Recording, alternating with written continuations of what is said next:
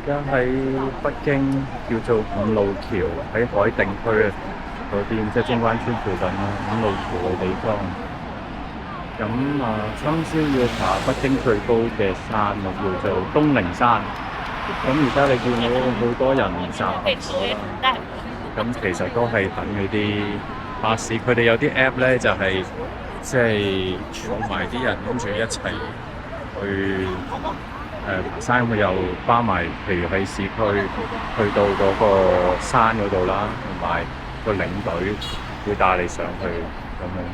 因為嗰度去都要好似2-3個鐘呢度，我去到咁陣間到咗山嗰邊先再得。而家到咗呢個叫做西湖林服務區，咁就俾我哋停一停啦，同埋去廁所啊。咁原來都有嘢買嘢食嘅，咁我而家去完廁所就上返車啦。到咗嗰個起點停車場，靈山停車場。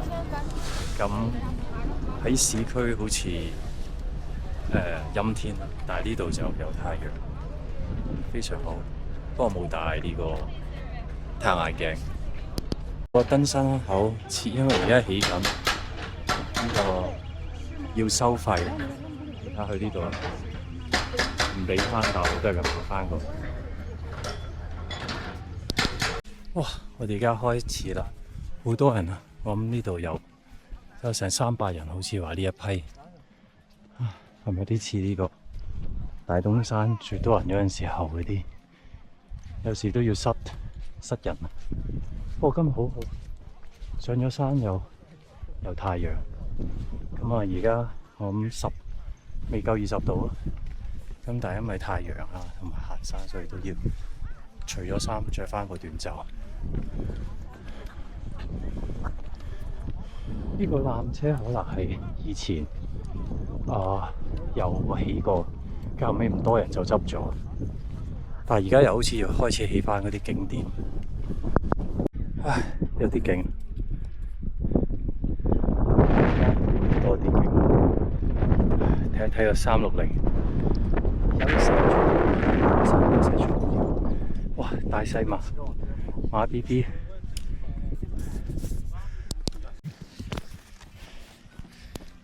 哎呀，1850啦，跟住睇下先，咁樣啦，嗰個應該係小頂，可能1900啦。跟住再上可能200-300，好快。呢度過咗個玻璃，而家2000啦，已經2000幾，應該剩翻唔夠300。下山台階，都好多馬。呢度就係飲水室。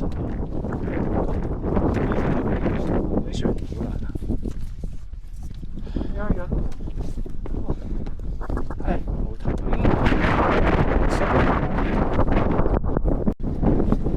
啲風聲，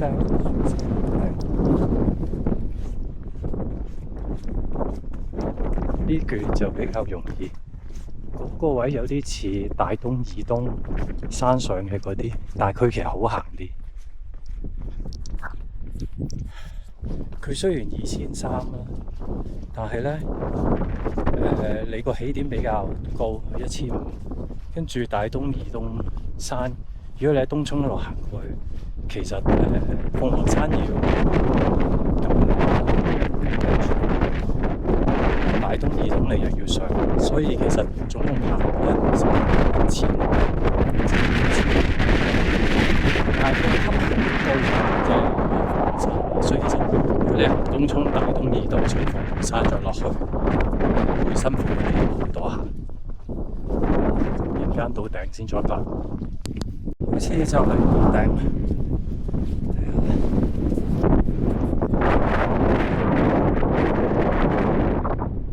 11點幾，車1個鐘到。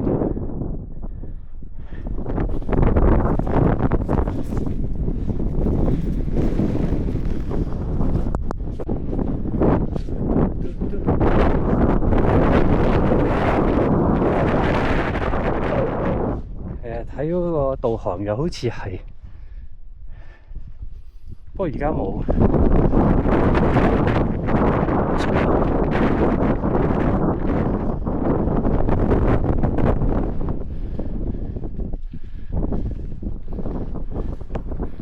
靈山主峰啊！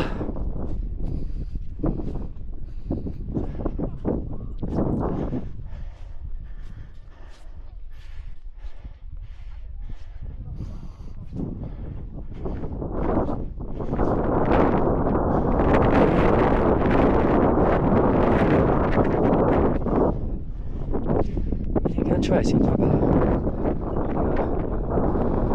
去先。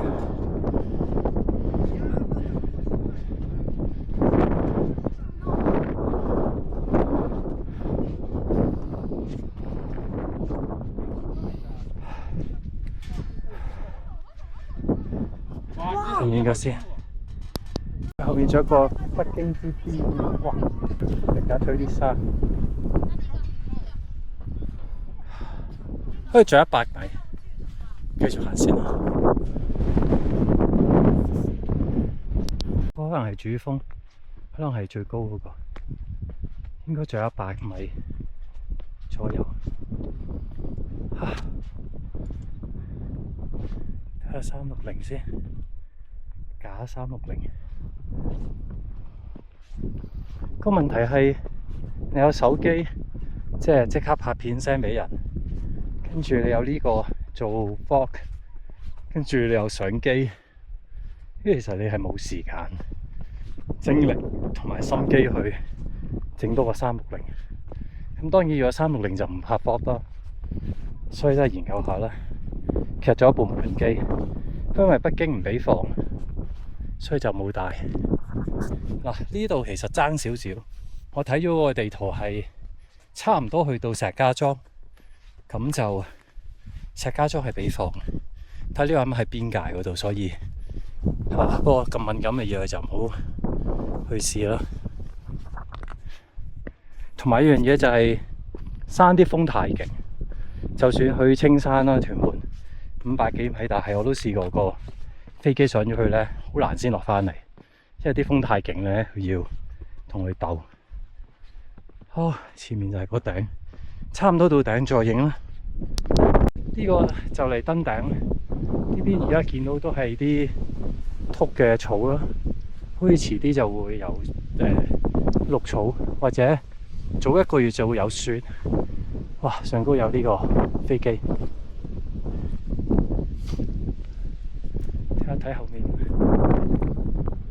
就咁好多啲保暖嗰啲氈。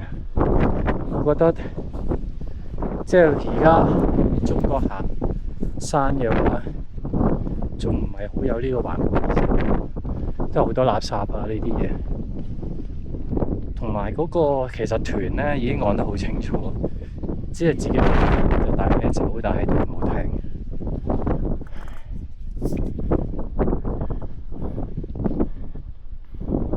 到頂啦，睇下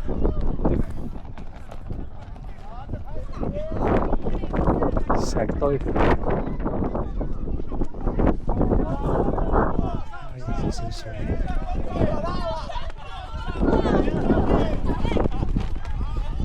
天標定啊！呢啲就係呢個咩靈山。